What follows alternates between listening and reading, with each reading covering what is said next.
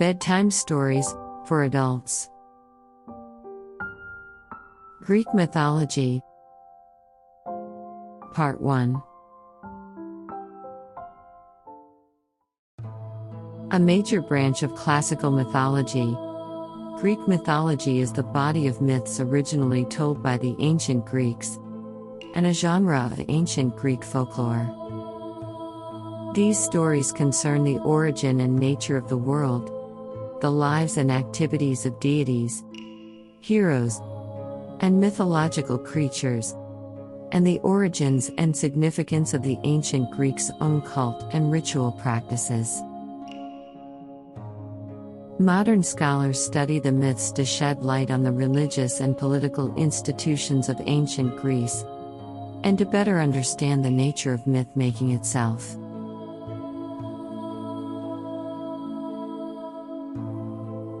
Greek mythology is known today primarily from Greek literature and representations on visual media dating from the geometric period from circa 900 BC to circa 800 BC onward.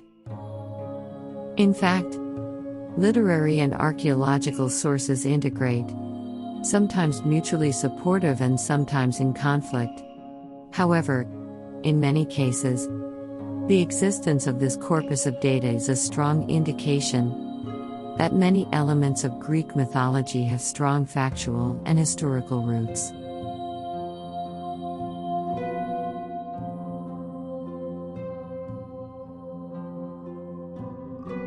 Tales 1.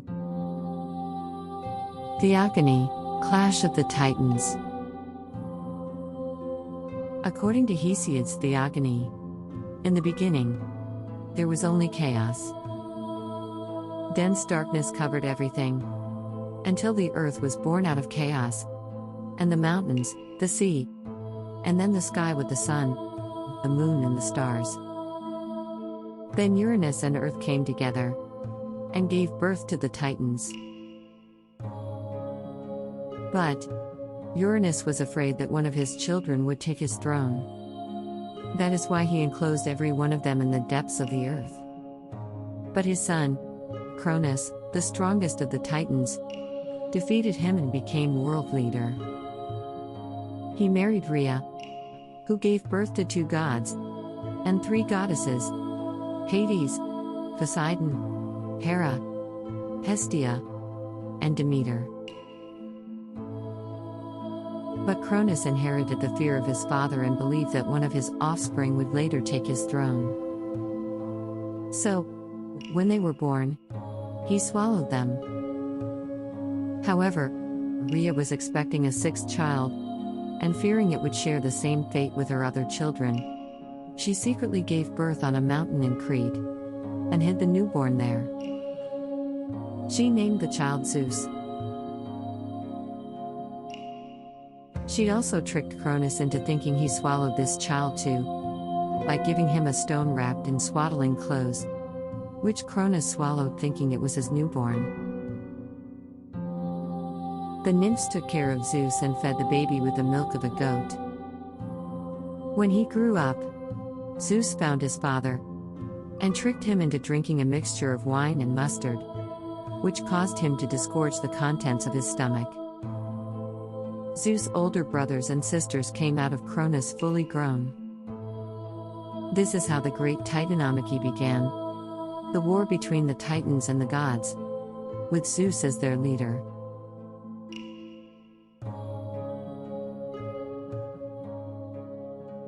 This titanic battle lasted for 10 years.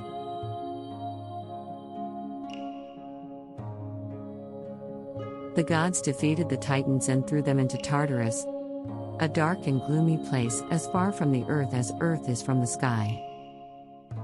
Then the gods fought with the giants for the dominance of the world.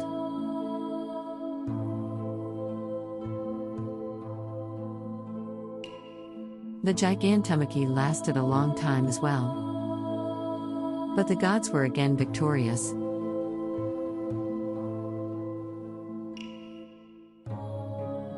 Thus, Zeus became the ruler of the whole world, and he and the other gods settled in Olympus.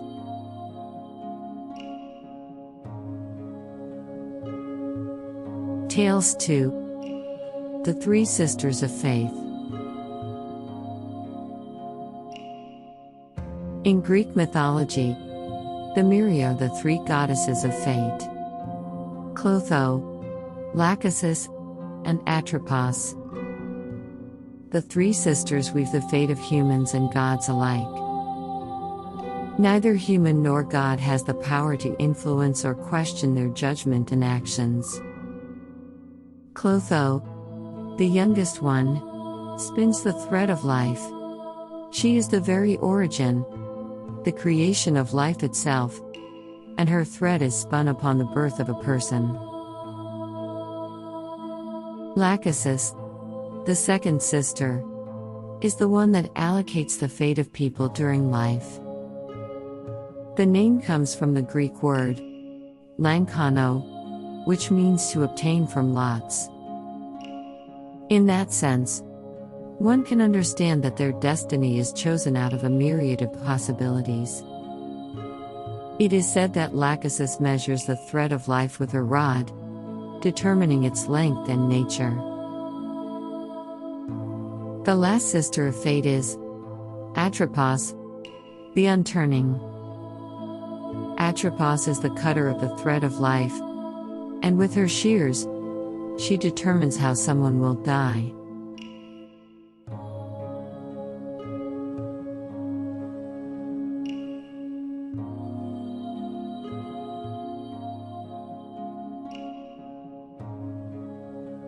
Please subscribe.